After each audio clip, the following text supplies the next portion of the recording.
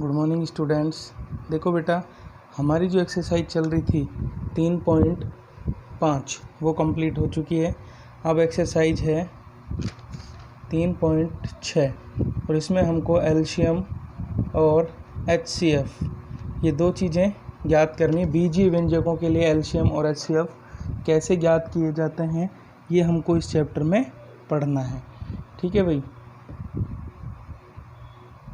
देखिए बेटा, पहला प्रश्न है, क्वेश्चन नंबर फर्स्ट का फर्स्ट है,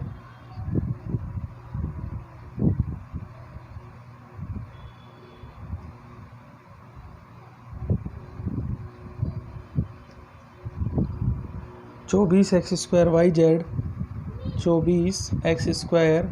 जेड और 27 एक्स की घात 4 वाई स्क्वायर जेड स्क्वायर। देखो बेटा, इन दोनों पदों के हमको पहले गुणनखंड करने पड़ेंगे। 24 x square y square z और 27 एक्स की घात 4 वाई स्क्वायर जेड स्क्वायर। तो 24 के टुकड़े क्या होते हैं? 2 गुणा 2 गुणा 2 गुणा 3। ठीक है, ये तो हो गया 24। और अब एक्स स्क्वायर का x गुणा एक्स वाई गुणा जेड। ऐसे ही 27 के टुकड़े होते हैं 3 गुणा 3 गुणा 3, गुणनखंड करने हैं। ठीक है, x की घात 4 है, x गुणा x गुणा x गुणा x, y की घात 2 है, y गुणा y और z की घात भी 2 है, z गुणा z। ठीक है भाई, तो इस प्रकार से गुणनखंड कर लिए हैं। अब हमको निकालना है एलसीएम। बेटा एक बात आपको ध्यान रखनी है, एलसीएम जब आपको निकालना है तो आप एक चीज़ ध्यान रखना, आपको ये ध्यान रखना है कि दोनों पदों में से जो टुकड़ा आ रहा है वो ज़्यादा किस में है। देखो 2 यहाँ पे है, 2 यहाँ पे नहीं है, तो 2 ज़्यादा कहाँ पर है? 1 2 3, 3 बार यहाँ पर है, तो हम 2 को यहाँ पर लेंगे 3 बार, 2 गुणा 2 गुणा 2। अब आप ये देखिए, दोनों में से 3 ज़्यादा कहाँ पर है? यहाँ तो एक ही बार 3 आ रहा है और यहाँ कितनी बार 3 आ रहा है? 1 2 3। तो जहाँ ज़्यादा बार आएगा वहाँ का 3 लिया जाएगा। यही काम हर पद के लिए करना है। x दोनों में से ज़्यादा किसके पास है? नीचे वाले के पास है। 1 2 3 4, तो x आपको 4 बार लेना होगा। x गुणा x गुणा x गुणा x। y देखिए, y ऊपर 1 बार है, नीचे 2 बार है, तो ज़्यादा कहाँ है? नीचे है 2 बार, तो 2 बार लेंगे। ऐसे ही z भी नीचे है 2 बार लेंगे। और अगर बेटा दोनों में बराबर हो, ऊपर भी उतने ही हो नीचे भी उतने, फिर आप किसी एक में से लेना है, लेकिन दोनों में से नहीं लेना, किसी एक में से ले सकते हैं। अब इनको गुणा कीजिए, 2 गुणा 2 गुणा 2 और 3 गुणा 3 गुणा 3। तो जब आप इनको गुणा करोगे तो ये आ जाएगा 216। एक्स की घात कितनी आ जाएगी? 4 वाई स्क्वायर और जेड स्क्वायर। ये आपका एलसीएम इस प्रकार से ज्ञात कर लिया जाएगा। अगला प्रश्न लेते हैं, इसी का दूसरा क्वेश्चन है, x square minus 3x plus 2। ठीक है बेटा, और दूसरा जो पद है वो ये है x की घात 4 plus x cube minus 6x square, ये है। तो पहला पद हम इसका ले रहे हैं, x square minus 3x plus 2। इसके बेटा गुणनखंड हमको करने पड़ेंगे और इसके गुणनखंड होंगे x square minus 2x minus x plus 2। ठीक है, जोड़ने घटाने पे वापस 3 आ जाए और गुणा करने पर 2 आ रहा है। x कॉमन लेंगे तो x माइनस 2 आएगा और माइनस 1 कॉमन लेंगे तो x माइनस 2 ही आएगा। ठीक है, अब x माइनस 2 कॉमन ले लेते हैं तो x माइनस 1, ये इसके गुणनखंड हो गए। अब दूसरे पद के गुणनखंड भी हमको करने पड़ेंगे। x की घात 4 माइनस 2x माइनस x और प्लस में 2 बराबर। देखो इन सब में से गलत लिख दिया है मैंने दूसरा क्वेश्चन लिख दिया है बेटा, इसको सही करते हैं। क्वेश्चन था x की घात 4 plus x cube minus 6x square. ठीक है, इनमें से हम क्या कॉमन लेंगे? एक्स स्क्वायर कॉमन ले लेते हैं और एक्स स्क्वायर कॉमन लेने के बाद अपने पास बचेगा x square plus x minus 6। अब अंदर जो बीजीय व्यंजक बन रहा है उसके भी हमको टुकड़े करने पड़ेंगे। एक्स स्क्वायर, एक का टुकड़ा इस प्रकार कीजिए कि जोड़ने घटाने पे तो 6 आए, जोड़ने घटाने पर तो 1 आए, गुणा करने पे 6 आए। 3 और 2 ले लेते हैं, प्लस का 3x माइनस का 2x और माइनस 6। तो एक्स स्क्वायर इन दोनों में से कॉमन आ रहा है x, तो अपने पास बच जाएगा x प्लस 3। -2 कॉमन जब लेंगे तो आएगा x प्लस 3। ठीक है भाई, इन दोनों में से x स्क्वायर अंदर x प्लस 3 और साथ में x माइनस 2, तो ये टुकड़े हो जाएंगे x स्क्वायर, x प्लस 3 और x माइनस 2। इस प्रकार से इसका गुणनखंड हो जाएगा। देखिए बेटा, अब दोनों पद आपके पास हैं, पहला पद ये रहा और दूसरा पद ये रहा, दोनों के गुणनखंड आपके पास हैं। अब ये देखना है आपको एलसीएम लेते समय कि मैंने अभी बताया था कि कौन सा टुकड़ा किसके पास ज़्यादा है। ये देखो, एक्स स्क्वायर यहाँ है, एक्स स्क्वायर वहाँ नहीं है, तो ज़्यादा एक्स स्क्वायर इसी के पास हुआ, तो एक्स स्क्वायर ले लेंगे हम। ठीक है, अब x माइनस 2 वहाँ एक बार है, x माइनस 2 यहाँ भी एक बार है, तो मैक्सिमम एक ही बार है, तो एक ही बार ले लेंगे। x माइनस 1 अधिकतम यहाँ पर है, यहाँ है ही नहीं, तो x माइनस 1 को भी एक बार लेंगे, और x प्लस 3 वो ये रहा। तो इस प्रश्न का आपका जो एलसीएम है वो ये हो जाएगा x square, x minus 2, x minus 1 और x प्लस 3। इस प्रकार से इस प्रश्न को हल कर सकते हैं।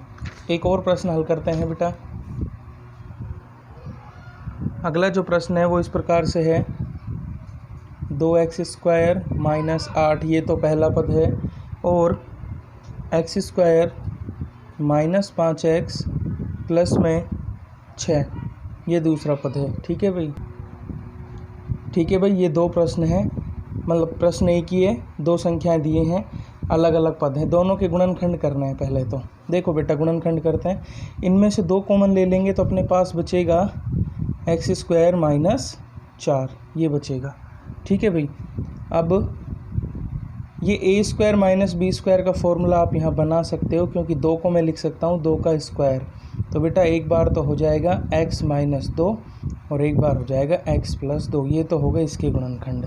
ठीक है, अब करते हैं x square minus 5x plus 6 के गुणनखंड।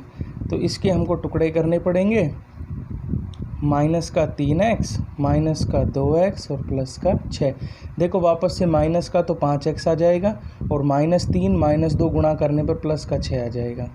तो दोनों में से x कॉमन लीजिए, बचेगा x माइनस 3, -2 कॉमन लेंगे तो बचेगा x माइनस 3। अब दोनों में से x माइनस 3 ले लीजिए, तो क्या बच जाएगा x माइनस 2। ठीक है, ये है। तो बेटा अब एलसीएम लेते हैं। दोनों में से जब एलसीएम लिया जाएगा तो आप ये देखिए, 2 कहाँ आ रहा है, एक ही बार आ रहा है। ठीक है, 2 अधिकतम एक बार आ रहा है, और x minus 2, x plus 2, x minus 3, x minus 2 ये है। तो हमको करना क्या चाहिए, ये देखना चाहिए कि x माइनस 2 ज़्यादा किसके पास है, बराबर बराबर है, तो एक ही बार लिख लेते हैं। x प्लस 2 उसी के पास अधिकतम है, एक बार है, अधिकतम एक बार है, तो अधिकतम एक बार लिख लिया। x माइनस 3 अधिकतम एक बार है, तो x माइनस 3 को भी अधिकतम एक बार लिख लिया है। अगला प्रश्न करते हैं, चौथा। एक्स स्क्वायर माइनस 1,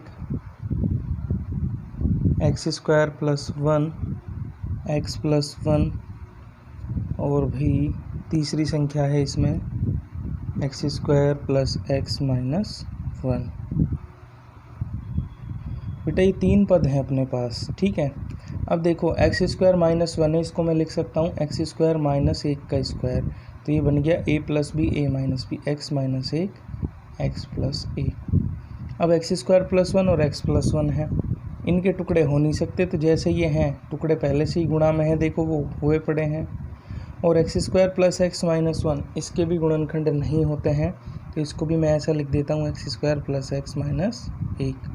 ठीक है भाई, वैसे तो इसके गुणनखंड श्रीधराचार्य से हो सकते हैं, लेकिन हम इसको ऐसा का ऐसा ही रहने देते हैं। अब एलसीएम लेते हैं। देखो बेटा 3 पद हैं, 1 2 3। x माइनस 1 अधिकतम एक बार आ रहा है, x माइनस 1, एक्स प्लस 1 यहाँ पे एक बार है, यहाँ पे एक बार है, तो अधिकतम एक बार है। एक्स स्क्वायर प्लस 1 अधिकतम एक बार है, एक्स स्क्वायर प्लस 1, और x square plus x minus 1 ये है। तो इस प्रकार से एलसीएम ज्ञात कर सकते हैं किसी भी पद का। एक प्रश्न मैं आपको देता हूँ घर से करने के लिए, आप लोगों को करना है। 5वां प्रश्न है, 18 6x की घात 4 plus x cube minus x square, ये पहली संख्या है। और दूसरी संख्या है 45 2x की घात 6 प्लस 3x की घात 5 और प्लस में x की घात 4। ये है, ये दो संख्याएं हैं भाई। इन दोनों का आपको एलसीएम, मैं एक हिंट दे देता हूँ, अंदर से एक्स स्क्वायर कॉमन ले लेना तो एक्स स्क्वायर वाला पद बनेगा। यहाँ पे भी x की घात 4 कॉमन ले लेना तो अंदर एक्स स्क्वायर का पद बनेगा और उसके टुकड़े कर देना।